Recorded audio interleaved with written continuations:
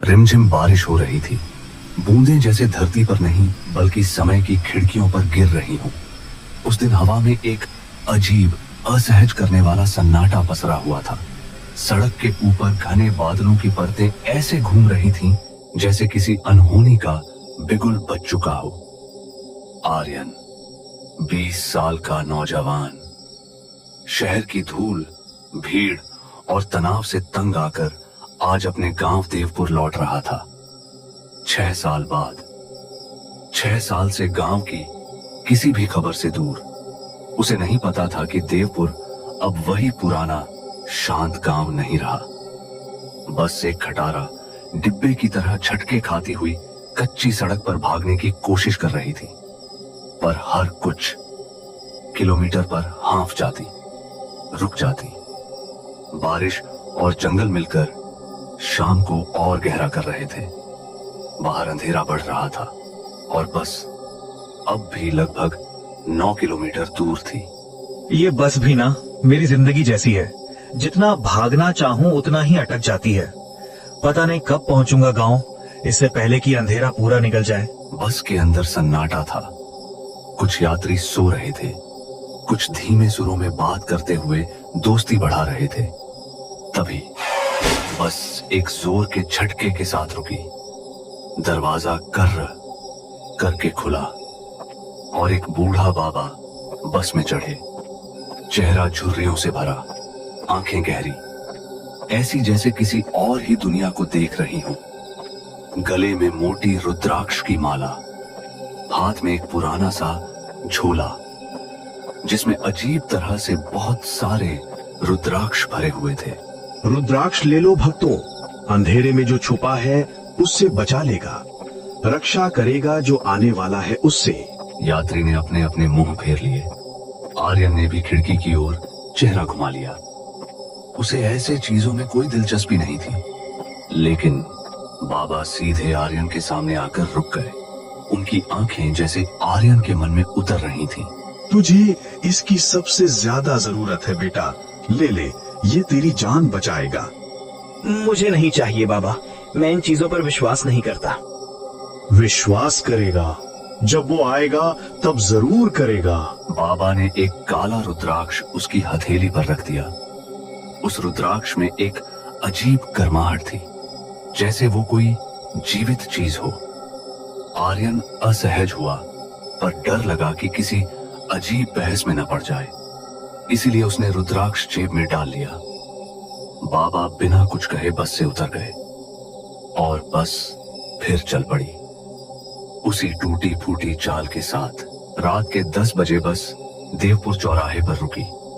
चौराहा बिल्कुल सुनसान, न कोई तांगा, न गाड़ी, न कोई जानवर तक। आर्यन का घर यहां से 2 किलोमीटर जंगल के अंदर था और अब उसे पैदल ही जाना था।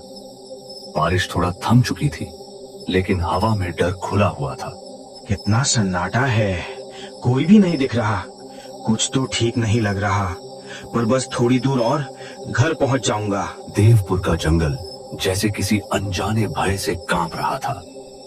बारिश थम चुकी थी, लेकिन पत्तों पर बैठी बूंदें अब भी हवा के झोंकों से गिरकर अंधेरे में खो रही थीं। आर्यन तेज कदमों से चलता जा रहा था। रुद्राक्ष उसकी छाती पर टकराकर हल्की हल्की आवाज कर रहा था। हर कदम पर उसे लगता कोई पीछे है, कोई उसे देख रहा है। अचानक पेड़ों के बीच से एक अजीब सी ठंडी हवा निकली। हवा नहीं, जैसे कोई अदृश्य चीज उसके बगल से गुजरे। कौन हो तुम? क्या चाहते हो? लेकिन जंगल ने कोई जवाब नहीं दिया, सिर्फ पत्तों में सरसराहट। आर्यन अब तेजी से चलने लगा।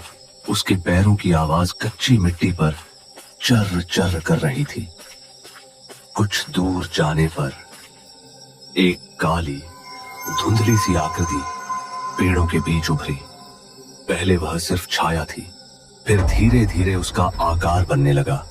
लंबा, असामान्य शरीर, धुंधला चेहरा और लाल चमकती आंखें। उस चीख से जैसे पूरा जंगल कांप उठा। पेड़ों पर बैठे पक्षी अचानक उड़ गए। हवा का रंग जैसे बदल गया, परछाई कुछ कदम पीछे हट गई, लेकिन उसकी आंखें अब और ज्यादा खतरनाक हो चुकी थीं। आर्यन ने एक सेकंड भी बर्बाद नहीं किया। वह पलटा और जान बचाने के लिए दौड़ पड़ा। उसकी सांसें फट रही थीं, जंगल की काई उसके पैरों में चिपक रही थी, पेड़ों की टहनियां उसके कपड़ों को खरोंच रही थीं, लेकिन वह रुक नहीं सकता था। काली परछाई उसके पीछे थी। हर कुछ सेकंड में उसकी खतरनाक फुसफुसाहट सुनाई देती। आर्यन, तू मेरा है, बच नहीं पाएगा। आर्यन दौड़ता हुआ किसी तरह अपने घर के सामने पहुंचा। पुराना लकड़ी का दरवाजा, बारिश से भीगा, जर्जर, अंदर जैसे कोई हलचल ही नहीं। उसने पूरी ताकत से दरवाजे को पीटना शुरू किया। माँ, दरवाजा खोलो, मैं हूँ आर्यन, जल्दी खोलो।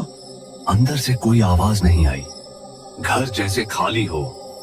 आर्यन ने फिर जोर से दरवाजा पीटा, पर तभी उसके पीछे से वही भयानक फुसफुसाहट सुनी। आर्यन, पीछे मुड़कर देखो। आर्यन ने धीरे धीरे सिर पीछे घुमाया और जो उसने देखा उससे उसकी रगों में खून जम गया। परछाई अब बिल्कुल पास थी। इस बार उसका चेहरा साफ दिख रहा था, सड़ा हुआ, विकृत चेहरा, खोखली आंखों की जगह लाल गड्ढे, मुंह से काला धुआं निकल रहा था, जैसे वह जीती जागती मौत हो। यहीं से आर्यन की असली डरावनी रात शुरू हुई। रात का अंधेरा अब और गहरा हो चुका था। बारिश की बूंदों की गूंज दूर तक फैली हुई थी। आर्यन ने देखा कि परछाई फिर से उसकी ओर बढ़ रही थी, इस बार कई अलग अलग आकारों में, जैसे उसकी उपस्थिति हर दिशा में फैल चुकी हो। अब और नहीं, रुद्राक्ष की शक्ति से मैं तुम्हें खत्म कर दूंगा। रुद्राक्ष की सफेद रोशनी अब तेज हो रही थी। हर कदम पर परछाई पीछे हटती, लेकिन फिर भी कभी कभी उसकी लाल आंखें दूर से चमक उठती। तू सोचता है मैं हार जाऊंगी?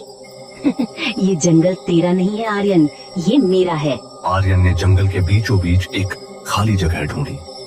उसने रुद्राक्ष को ऊपर उठाया।